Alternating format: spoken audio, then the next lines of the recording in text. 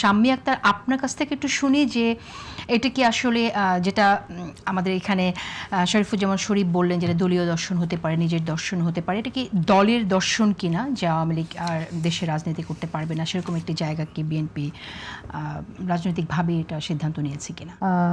আওয়ামী লীগ রাজনীতি করতে পারবে না, কারণ আওয়ামী লীগ যে অপরাধগুলো করেছে, 5ই আগস্ট যে অভ্যুত্থানটি হলো, সেই অভ্যুত্থান পূর্ব সময় থেকে আমরা যদি দেখি, ছেলেগুলোর মুখগুলো আপনি একটু মনে করে দেখেন, নিশ্চয়ই আপনার চোখে ভাসবে তাদের চেহারাগুলো। আপনি ওয়াসিমের কথা বলেন, আবু সাইদের কথা বলেন, মুগ্ধর কথা বলেন, কিংবা ইয়ামিন, যে কিনা ওই যে এপিসি ট্র্যাঙ্কের নিচে যাকে মানে টেনে হিস্ট্রি ফেলে দিয়েছিল, ছেলেটি তখনও তরপাচ্ছিল, মনে হচ্ছিল এখানটায় প্রাণ আছে, এবং ছেলেটা নাকি রোজা রেখেছিল। আমি এটা যখনই মনে হয় আমি খুব ইমোশনাল হয়ে পড়ি।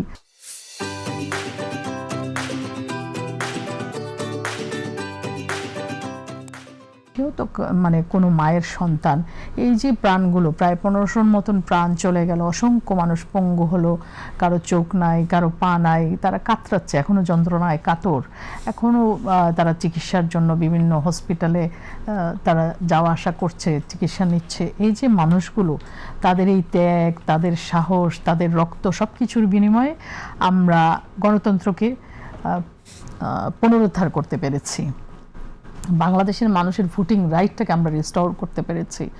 তো সেই জায়গায় আওয়ামী লীগ যে অপরাধটা করলো, এত এত খুন, বিচার বহির্ভূত হত্যাকাণ্ড এবং আপনার মানুষকে গুম করা, খুন করা, এগুলো তো তাদের কমন মানে একটা ছিল, তাদের সরকারের কর্মকাণ্ড ছিল, নিত্য নৈমিত্তিক ঘটনা।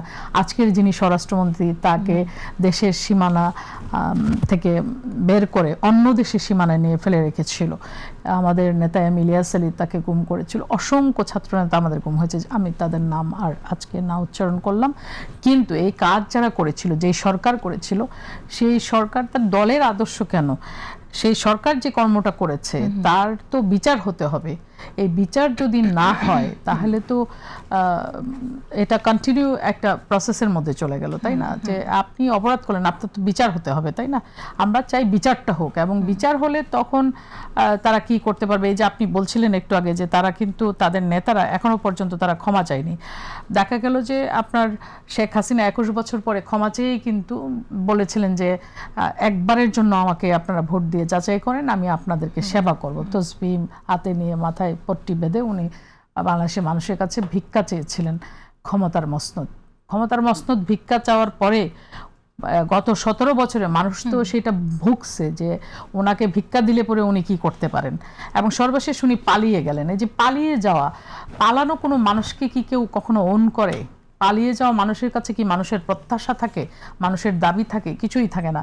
মানুষ তখন ঘৃণার চোখে দেখে, মানুষ তখন মনে করে যে যে পালিয়ে যায় সে ব্যর্থ মানুষ, এই ব্যর্থ মানুষের কাছ থেকে তো মানুষ কিছু আশা করে না, তাই না? তা এইটা দর্শনের বিষয় না, অ্যাকচুয়ালি তারা যে অপরাধ করেছে এটার বিচার হওয়া উচিত, এবং এই বিচার হলে পরে মানে এটা তো ইট উইল টেক টাইম, যে আপনি বিচার প্রক্রিয়াটা যে হবে এটা তো কোর্টের মাধ্যমে হচ্ছে, এখানে আপনার এভিডেন্সের বিষয় আছে, এখানে সব কিছুর বিষয় বিবেচনা করে যখন একটা মামলার রায় হবে বা বিচার হবে, বিচারের পরে তারা কি করতে পারবে সেটা তো তখনকার বিষয়।